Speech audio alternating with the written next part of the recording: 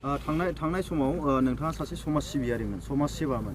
नाथाय दा बिपिएफ दोलाव हाबनानै नोंथाङा समाज सेबा खालामनायखौ नोंथाङा नागारगोन नामा? नंगौ, रायजो राजानि गेजेराव गोबां बे मोनसे कुइसन थिगैनो दं। दिनै जाय मिडियानि बिथाङा सोंदों, गोबां कुइसन बे जायो। दिनै आङो जेब्लानाखि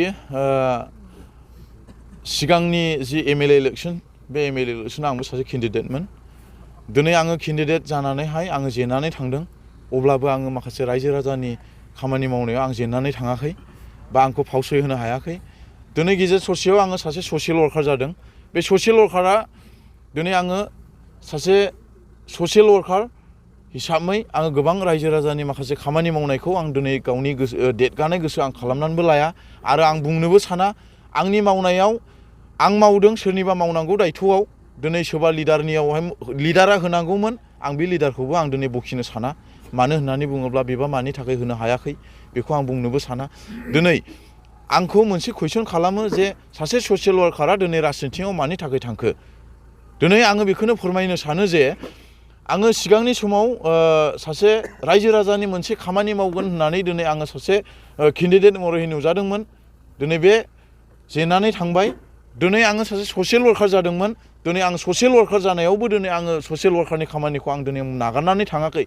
मानो होननानै बुङोब्ला गोबां जायगानिफ्राय दिनै आंनाव फन फैयो, गोबां जायगानिफ्राय दिनै प्रब्लेमाव गोग्लैनाय मानसिफोर फैयो, गोबां स्टुडेन्टफोर फैयो। बिथांमोननो दिनै आङो जा हायो आङो थाइसे थाइनैब्लाबो दिनै आं सहाय होयो। दिनै बे बाथ्राखौ दिनै लानानै आङो गावखौ दुग्गानाय गोसो खालामनानै लाया। मानो होननानै बुङोब्ला आंनाव थानाय समाव आं होनो हागोन, आङो जेब्लानाखि गैया बे समाव आंबो होनो हाया। आङो बिनि थाखायनो जाय रायजो राजानि बिथांमोना दिनै आंनि खाथियाव फैयो, बेखौनो आं मोनसे रिकुवेस्ट खालामदों। दिनै आङो जुदि हरनो रोङाब्ला बिथांमोना दुखु दामोन। दिनै आङो जेब्लानाखि आंबो दिनै गावनि खामायनायखौ मोननानैहाय आङो रायजो राजानो थाइसेब्लाबो दिनै आङो सहाय होयो। दिनै आङो बेखौ आङो मावगासिनो दङ आरो मावबाय थागोन। आरो दिनै बिथांमोना जेब्लानाखि आङो दाखालि ससियेल वार्कार मावदोंमोन, बे ससियेल वार्कार मावनायावहाय आङो निउस बानायदोंमन। खिन्थु बे पार्टियाव हाबनाय लोगो लोगो आं माखासे ससियेल वार्कार खामानि मावनायखौ आं निउस बानायाखै। बिथांमोना सानथाम बा सप्तासेनि गेजेराव मोनसे निउस नुनो थांगासिनो दङ सासे बेमारिखौ सोखानायनि। दिनै बेनि प्रुफखौ दिनै बिथांमोना नुनो मोनगोन।